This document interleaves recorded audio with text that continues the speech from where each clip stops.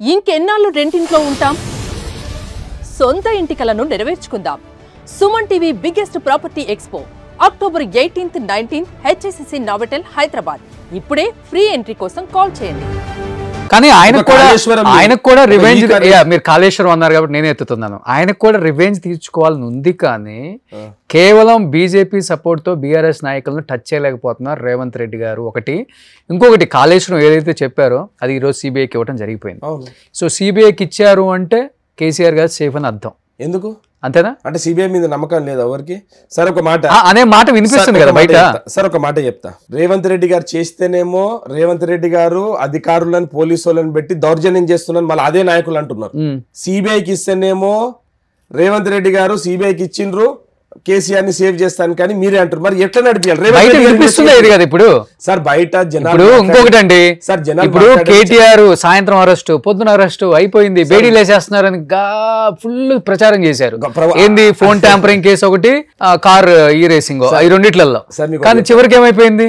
ఇవాళ కూడా గవర్నమెంట్ మీరు దినం చూస్తున్నారు, గవర్నమెంట్ ప్రాసిక్యూషన్ కోసము పర్మిషన్ అడిగింది గవర్నర్ని. ప్రాసిక్యూషన్ కోసం గవర్నర్ పర్మిషన్ అడిగింది. గవర్నర్ దగ్గరికి వెళ్ళి పర్మిషన్ వచ్చిన తర్వాత ప్రాసిక్యూషన్ స్టార్ట్ అయింది. సార్ దేనికైనా ప్రొసీజర్ ఉంటుంది. వాళ్ళని లేక అడ్డగోలుగా చేయడు ముఖ్యమంత్రి గారు.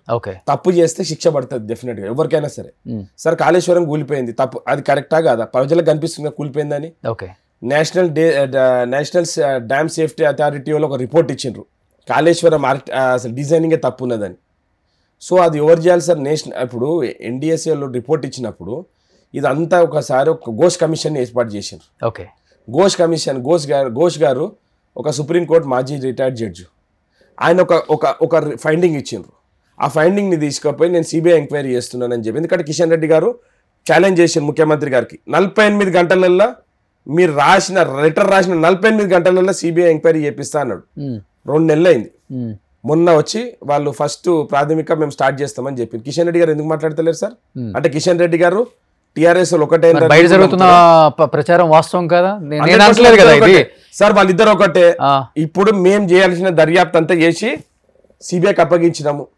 ఇవాళ నరేంద్ర మోడీ, అమిత్ షా, కిషన్ రెడ్డి గారు పదే తెలంగాణకు వచ్చి కేసీఆర్ దోచుక తిన్నాడని చెప్పి మాట్లాడినరా లేదా? మాట్లాడారు.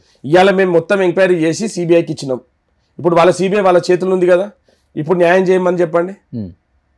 ఇప్పుడు రేవంత్ రెడ్డి గారికి లాభం ఏం రాదు కదా. రేవంత్ రెడ్డి గారు కేసీఆర్ మీద గెలిచిండ్రు, ముఖ్యమంత్రి అయిపోయింది. ఇప్పుడు కేసీఆర్ గారు నిరూపించుకోవాలి, నేను కట్టిన కాళేశ్వరం కరెక్టా అబద్ధం అనేది ప్రూవ్ చేసుకోమనండి. ఘోష్ రిపోర్ట్ ఇచ్చిండ్రు, నేషనల్ డ్యామ్ సేఫ్టీ అథారిటీ వాళ్ళు ఇచ్చిండ్రు తప్పు అందని. దాన్ని కూడా రేవంత్ రెడ్డి గారు మేనేజ్ చేసిండ్రా?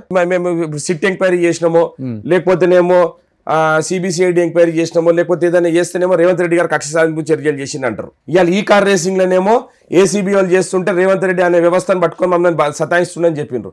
సార్ డైరెక్ట్ గా అది కూడా క్లోజ్ అయినట్టేనా? ఈ కార్ రేసింగ్ లో ఎందుకు క్లోజ్ అయింది సార్? గవర్నర్ రాసింది కదా, ప్రాసిక్యూషన్ పర్మిషన్ ఇస్తే స్టార్ట్ చేస్తారు.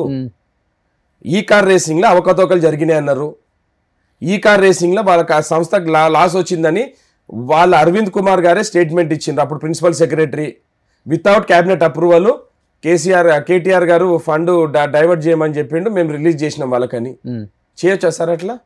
మీరు గుండె మీద చేసుకోండి సార్. ఎంతమంది లాస్ట్ ప్రభుత్వంలో నార్మల్ ఫోన్ కాల్స్ మాట్లాడింది సార్? ఇవాళ ప్రతి ఒక్కరు స్వేచ్ఛగా ఫోన్ మాట్లాడుతున్నారు. ఆ రోజు అందరు వాట్సాప్ లో మాట్లాడతాం, ఫేస్ టైమ్ లో మాట్లాడతాం.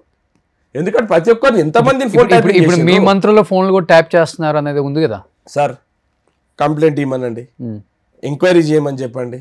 కేంద్ర ప్రభుత్వంలో వాళ్ళ దోస్తులే ఉన్నారు కదా బీజేపీ వాళ్ళు, వాళ్ళతోటి పోయి ఎంక్వైరీ చేయించమని చెప్పండి సార్. ఇవాళ ప్రజలు అయితే హ్యాపీగా ఉన్నారు సార్. అందరు ఫోన్లు స్వేచ్ఛగా మాట్లాడుతున్నాం. మొగడు పెన్నాలతో హ్యాపీగా మాట్లాడుతున్నాం. మొగలు పెన్నాల ఫోన్లు కూడా టైపింగ్ చేసి కొడుకులు.